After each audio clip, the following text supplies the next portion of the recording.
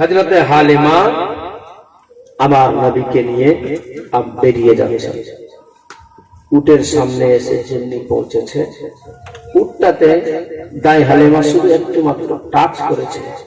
যেমনি টাচ করেছে, এই অবশ্যই যেমনি টাচ করেছে, যে উটটা কমজোর হয়ে গিয়েছিল, চলতেও পারছে না, দাঁড়াতে পারে না, সেই উটটা আমার নবী কে যে কোলে নিয়ে আছে হালেমা, ওই হালেমা উঠে শুধু টাচ দেওয়ার সাথে সাথে, উটের শরীরে হাত রাখার সাথে সাথে উটটা সঙ্গে সঙ্গে উঠে বসে গিয়েছে। একদম তাজা হয়ে গেল, এমন ভাবে রেডি হয়েছে যে শুধু চাপো আমি চলবো। হারিস এই সময় বলছে, ও হালেমা, এই উটটা তো আমাদের চলতে পারছিল না, আর হঠাৎ করে এখন দেখছি আবার মনে হচ্ছে একেবারে চাঙ্গা হয়ে গেল। হালেমা বলছে, অত কিছু বলে লাভ নাই, তাড়াতাড়ি এখন ভাগো, আগে আগাও, তারপরে বাড়িতে কথা হবে। কারণ আসলে হালেমা তো বুঝতে পেরে গিয়েছে। কেউ না চিনতে পারো, হালেমা চিনতে পেরেছে না, চিনে গিয়েছে। উটের উপরে চেপে গেলেন, আমার আমার মেয়ে শুনুন বাবারা, উটের উপরে যেমনি চেপেছে, উটের উপরে যেমনি চেপেছে গো, আমার নবীজির কোলের মধ্যে নবীকে নিয়ে মা হালেমা আমার নবীকে সঙ্গে নিয়ে আছে। হারির সামনে চেপেছে, উটের লাগাম খানা টানবে, এত শত চেষ্টা করার পরও উট একটাও সামনে বাড়ে না। আব্দুল মুত্তালিব বলেছিলেন, হারিস ভাই, লাভ হবে না, হবে না, যতই চেষ্টা করো না কেন উট একটা সামনে মারবে না। বলে কেন পারবে না, কেন পারবে না? বলে তুমি কি বুঝতে পারো না, আমার পদা পিছনে আছে আর তুমি সামনে হয়েছে, এটা কি করে হতে পারে? তুমি পিছনে চলে যাও, আমার পদা দুই জাহানের বাদশাকে সামনে আসতে দাও, তবে উট চলতে লাগবে। হালিমা যেমনি সামনে এসেছে, ওই উটটা যেন সেই সময় কাবার দিকে মুখ করে যেন বিড়বিড় করে কি যেন বলে যায়, বলে আল্লাহ গো, পৃথিবীতে অনেক উট রয়ে আছে, কিন্তু আমার কত নসিব, কত ভালো আছে। আমি এত অসুস্থ থাকার পরে আজ আমার নিয়ে এসেছে, আমার মালিক নিয়ে আসার কারণে আমার নসিবটা কত ভালো আছে গো, যে আজকে আমি দু জাহানের বাদশাকে আমার পিঠে চাপাতে পেয়েছি।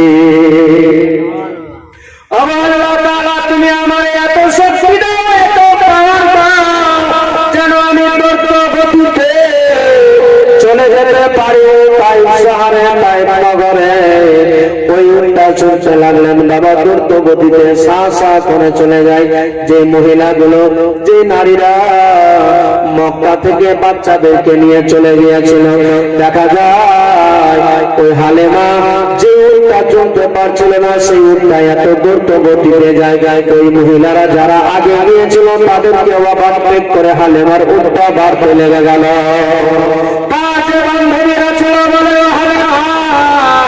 তুমি কথাই পেলে এই উটটাকে মক্কা থেকে আবার নতুন করে খরিদ করলে, তুমি কি আবার নতুন ভাবে এই উটটাকে নিয়ে আসলে হালেমা? কারণ তোমার কাছে তো কোনো অর্থ নাই, তুমি আবার কথাই পেলে যে উটটা তোমার চলতে পারছিল না, তোমার ওই উটটাই কেমনি করে চলতে পারে? এটা হতে পারে না। বলে বলে তুমি কি অন্য উট খরিদ করলে? সেই সময় হালেমা বলেছিল, না মনে যেই উটটাতে গিয়েছিলাম ওটাই উট আছে, আর দেরি করা যাবে না, আজকে আমার বাড়িতে সেইখানে কথা হবে। দ্রুতগতিতে যে মহিলারা আগে বেরিয়ে গিয়েছিল, মক্কা থেকে চলে গিয়েছিল, হালেমার উটটা ওভারটেক করে তাদের আগে গিয়ে পৌঁছে গেল তাইফ শহরে। হালেমা বলেন, আমার নবীকে যেমনি ওই তাইফ শহরে পৌঁছেছে, নিজের বাড়িতে যেমনি পৌঁছাই, যেমনি হালেমা উট থেকে নেমে মাটিতে পা রেখেছে, দেখতে পাই যে গাছগুলো, যে গাছপালা সব শুকিয়ে গিয়েছিল, কোনো পাতা ছিল না, শুধু পাতা বলে দেখা যাচ্ছিল না। সেই ডালপালাগুলোতে যারা খোদার হুকুমের সঙ্গে সঙ্গে আমার নবীর বরকতে যেন ডালপালাগুলোতে যেন পাতা বেরিয়ে যেতে লাগলো, মরা গাছগুলো জীবিত হয়ে যায়, এই জমিনে ঘাস নাই। হালেমা যেন বলতে পারে, বলছেন হালেমা বলে আমি যেমনি পা রেখেছি জমিন থেকে যেন সবুজ ঘাস পর্যন্ত বেরিয়ে আসতে লেগে গেল। তাই শহর থেকে যত নারীরা এসেছিল গিয়েছিল মক্কাতে, তারা যেমনি তাই শহরে ঢুকেছে তারা দেখতে পাচ্ছে গাছপালা সব শুকিয়ে গিয়েছিল, কোনো ঘাস ছিল না। হঠাৎ করে আবার বন্দি করে গাছগুলো জীবিত হয়ে গেল, মাটিতে কোনো ঘাস সবুজ ঘাস ছিল না, সব শুকিয়ে মারা গিয়েছিল।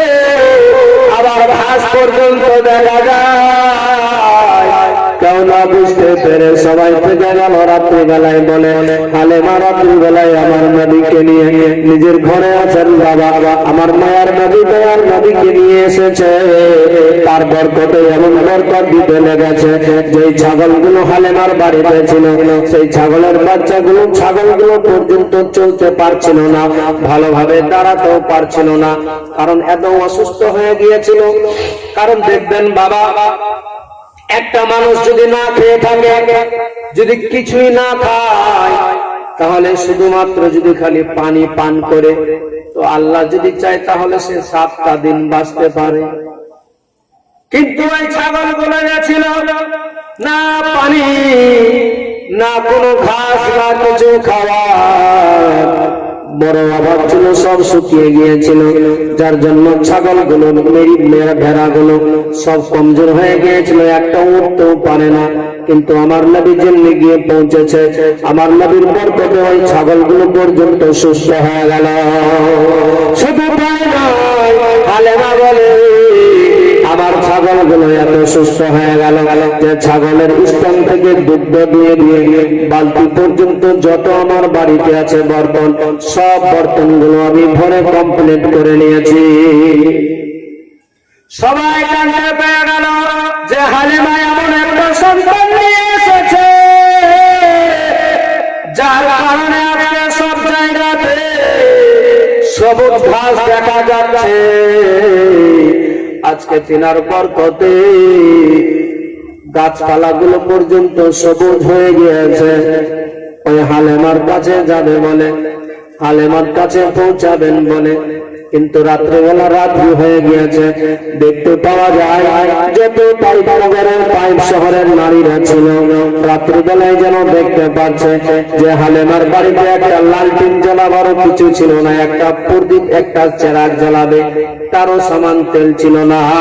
ওই হালেমার বাড়ি থেকে গভীর রাত্রিতে যেন এত লাইট, এত নূর, এত আলো বেরিয়ে যায়, যে আলোতে অন্যের বাড়িতে যেগুলো ছিদ্র আছে, জানলার যেসব ছিদ্র আছে, ওই ছিদ্র গুলো দিয়ে যেন তার বাড়িতে গিয়ে আলো পৌঁছে যায়।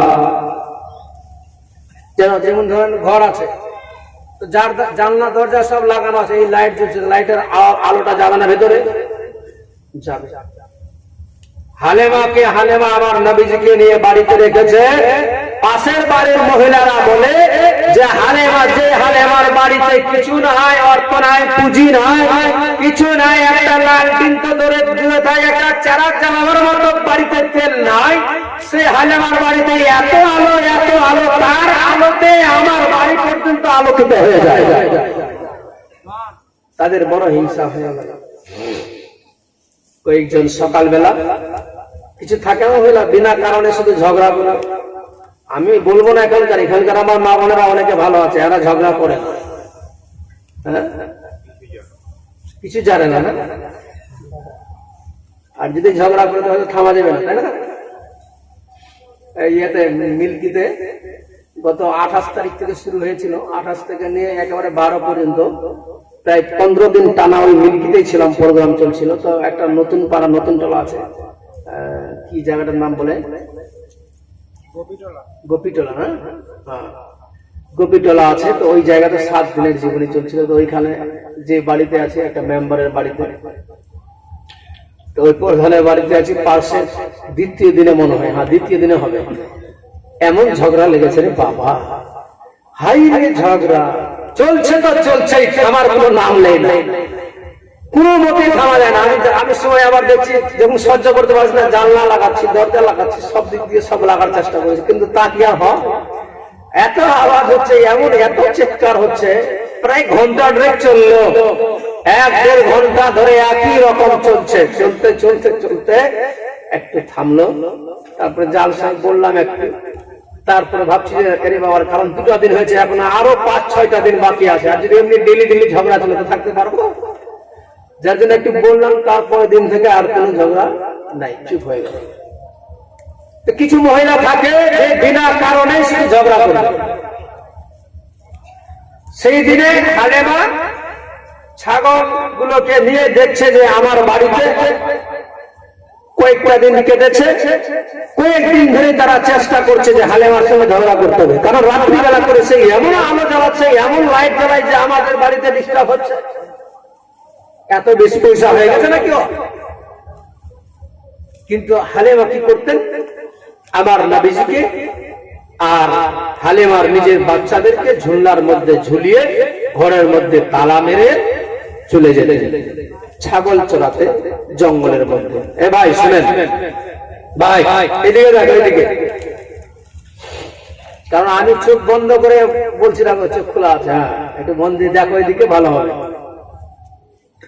তো হালেমা সকালবেলায় বেরিয়ে যান, সন্ধ্যাবেলায় আসে, কারণ সে কিন্তু জানে যে যে কমলিওয়ালা, যে নবী আমার কাছে আছে, তাকে আমি দেখি আর না দেখি, আল্লাহ তাআলা স্বয়ং ফেরেশতা দিয়ে তার হেফাজত করে, যার জন্য ঘরে তালা মেরে বেরিয়ে যায়, সারাদিন ছাগল চড়িয়ে সন্ধ্যাবেলায় আবার বাড়িতে আসে। এমনি করে দিন কেটেছে। একদিন ঝগড়া করার জন্য বেরিয়ে আসবে, হালেমাকে কথা বলছে যে তুমি রাত্রিবেলা করে চেরাগ জ্বালাচ্ছ কেন, এমনি করে এই কথা বলবে। আর সেই সময় হঠাৎ করে ওই দিক থেকে আবার মক্কা থেকে আসছে আমার নবীর চাচা হযরত আব্বাস। কে আসছে? আব্বাস। আব্দুল মুত্তালিব বলেছিলেন, ও আব্বাস বেটা, একটা কথা বলবো তোমারে। হ্যাঁ আব্বা বলুন। বলে বেটা রে, মোটামুটি প্রায় কয়েকদিন, বেশ কিছুদিন হয়ে গেল, আমার পোতা, আমার দাদু ভাই কেমন আছে একটু দেখে আসো, খবরটা নিয়ে আসো, বলো ভালো লাগবে। যেমনি বলেছেন হযরত আব্বাস সেই সময় ঘর থেকে একটা তরবারি নিয়ে বের হলো। আব্দুল মুত্তালিব বলছেন, বেটা তোমাকে আমি খবর নেওয়ার জন্য, তাকে দেখার জন্য যেতে বলছি, তুমি আবার তরবারি নিচ্ছ কেন? বলছে কেউ যদি বেরিয়া উল্টো উল্টো কথা বলে তাহলে তাকে মারবো, এই জন্য এটা নিলাম সঙ্গে। বলে না বাবা, এসব করা যাবে না। আব্বাস কিন্তু বেরিয়ে গেলেন তরবারি নিয়ে। তাই বেরিয়ে পৌঁছে গেলেন, আর একটা মেয়েকে জিজ্ঞেস করছে, ওই মেয়েটাকে, যে কিন্তু রেগে আছে, এমনিতে তার মুখ কিন্তু খালি চুলকাইছে যে ঝগড়া করতে হবে, হালেমার সঙ্গে ঝগড়া করতে। আর ওর সঙ্গে দেখা হয়েছে। বলছে আচ্ছা হালেমার বাড়ি কোনটা গো? বলছে কোন হালেমা? বলছে যে হালেমাকে আমার পোতা, আমার কি বলে, আমার ভাতুষ পুত্রকে দিয়েছি। কোত্থেকে এসেছেন? বলে মক্কা থেকে। বলে কোনো কাম পাইননি তো যে ওই হালেমাকে দিয়েছেন বাচ্চাটাকে বরবাদ করার জন্য দিয়েছেন? বলে কেন, কি হয়েছে? বলছে প্রতিদিন ঘরে রেখে দরজা বন্ধ করে চলে যায় ছাগল চড়াতে, সন্ধ্যাবেলায় এসে তোমার ছেলের খবর নেই। বলে এমনি ব্যাপার? বলে হ্যাঁ। বলে তা কি করা হয়? বলে সত্যি বলছি গো, এ কিন্তু কথাটা সত্যি বলছে। আব্বাস শুনে, আমার নবীর চাচা শুনে বড় রেগে গেল। আরে যাকে আমরা জীবন থেকেও বেশি ভালোবাসি, তাকে এমনি করে ঘরে রেখে যাবে আর আমরা সহ্য করে নিব? আয় হালেমা আজকে দেখবো। বলছে এখনো দেখেন গিয়ে ঘরে যে দরজা লাগানো আছে, আপনার ভাতিজাকে রেখে চলে গিয়েছে। দেখছে। আব্বাস বলছে সত্যি নাকি? তাই দেখি তো। দেখলেন বাড়ির পিছন দিক দিয়ে জানলাটাকে খুলে দেখতে পাচ্ছে যে আমার নবী দো জাহানের বাদশাকে ঝুলনার মধ্যে ঝুলিয়ে রেখেছে। বলুন সুবহানাল্লাহ। দেখে নিলেন ঝুলনাটা কিন্তু স্থির হয়ে আছে। আব্বাসের পুরো রাগ হয়ে গেল। আয় হালেমা, এবার তুই, আজকে তোকে দেখছি। বসে আছে আমার দরওয়াজার সামনে। থাকতে থাকতে থাকতে থাকতে অনেকক্ষণ করে, আর কতক্ষণ করবে বাবা? ওই যে মহিলাটা ছিল সে বলে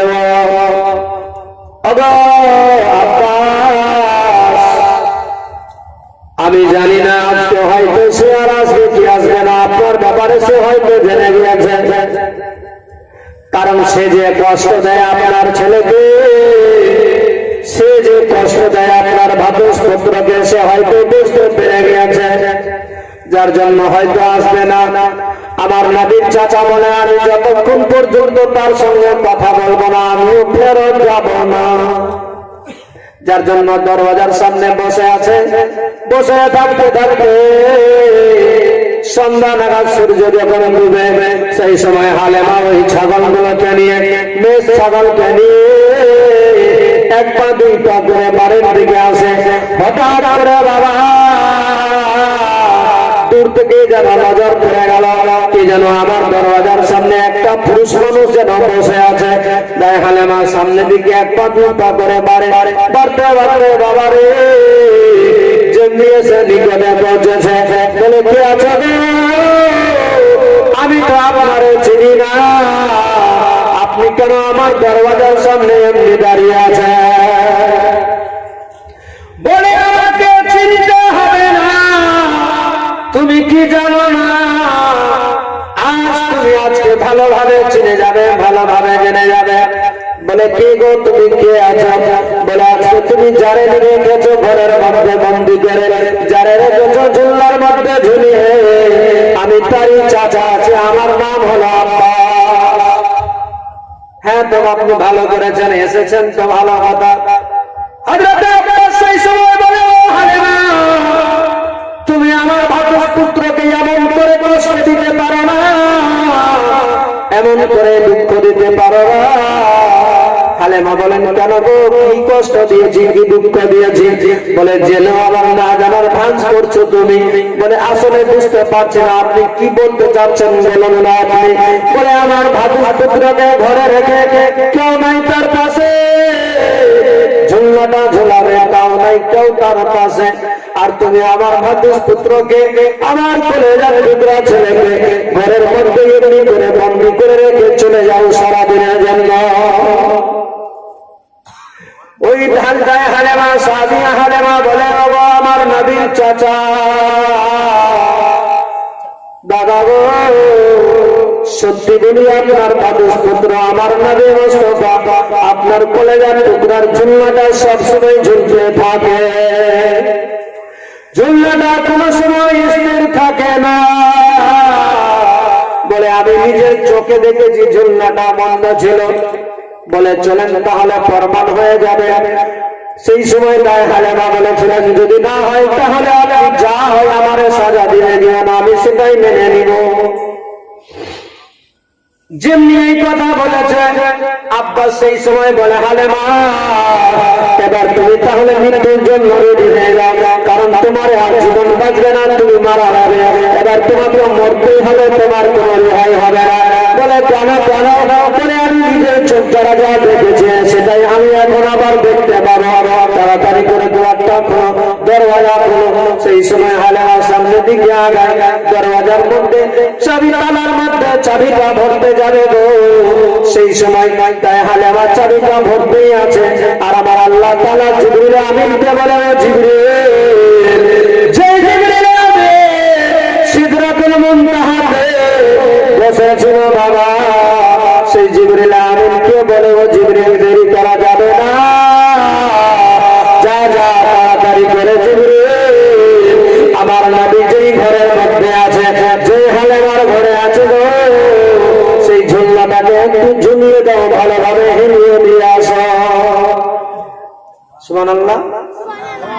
দাই হালেমা চাবিটা ভরতে যাবে, তালার মধ্যে চাবিটা শুধু ভরেছে, তালাটা খুলেছে। খোলার আগে সঙ্গে সঙ্গে খোদার হুকুমে জিবরিল আমিন আমার নবীর কাছে এসে ঝুলনার কাছে এসে হাজির হয়ে গেল। আমার নবীর চাচা দাঁড়িয়ে আছে। সেই সময় আমার নবী দাই হালেমা বলে ওগো আমার নবীর চাচা আপনি আগে বলেন, কারণ আমি যদি আগে যাই হয়তো ভাববেন যে আমি হয়তো হাত দিয়ে হিলিয়ে দিলাম কিংবা পা দিয়ে হিলিয়ে দিলাম, তাই আমি যাব না আগে, আপনি সামনে বাড়েন, আমি আগে আপনাকে বাড়াতে চাই। সেই সময় আব্বাস বলেছিলাম না না আমি যাব না, তুমি আগে যাবো, তুমি আগে বাড়ো। বলে না, আপনি যদি আবার বলেন যে হয়তো আমি হিলিয়ে দিয়েছি দরজা খোলার সাথে সাথে, তাই আমি নয়, তুমি নিজে দরজাটা খুলো। কারণ হতে পারে না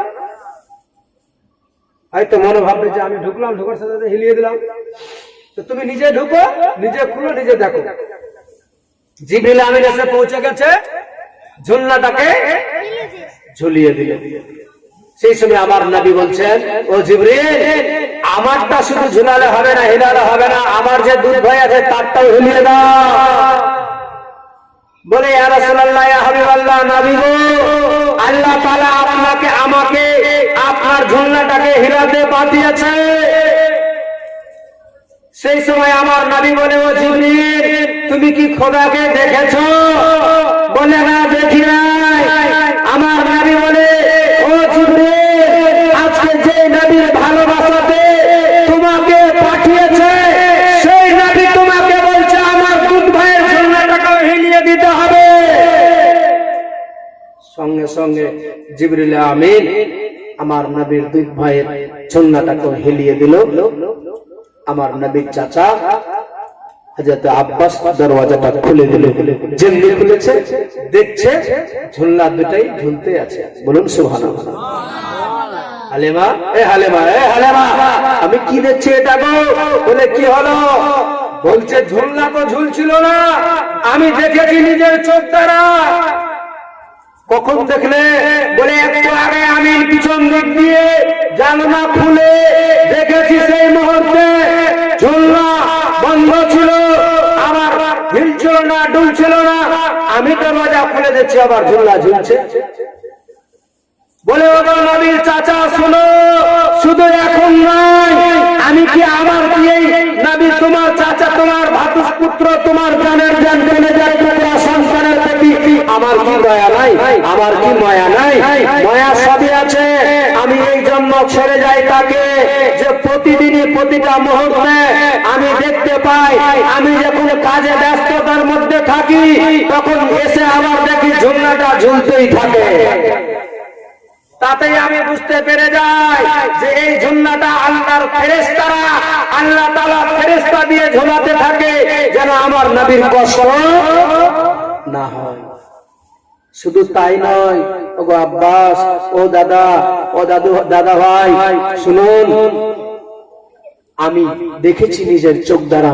আমার নবী, আমার নবীর চাচাও বলেন যে আমার নবী যখন সময়ে এই হাতের ইশারা করে আঙ্গুলগুলো যেভাবে হিলায়, হেলাদোলা করে যেভাবে, যখন ডানে করে কিংবা বামে করে, সেই সময় আসমানের মধ্যে যে চাঁদ রয়ে আছে, যে সূর্য আছে, সেই সূর্যটা চাঁদটা পর্যন্ত হিলাডোলা করে। বলুন সুবহানাল্লাহ। আমার নবীর আঙ্গুল যেদিকে ইশারা করে সেই দিকে চাঁদ তারা সেই দিকে হিলাডোলা করে। আমার নবীকে দিয়ে আল্লাহ তাআলা বোঝাচ্ছে যার জন্য জাহান সৃষ্টি করেছি সেই নবী আঙ্গুলের ইশারা করবে, সেই চাঁদ পর্যন্ত আমার নবীর আঙ্গুলের ইশারায় চলতে থাকবে।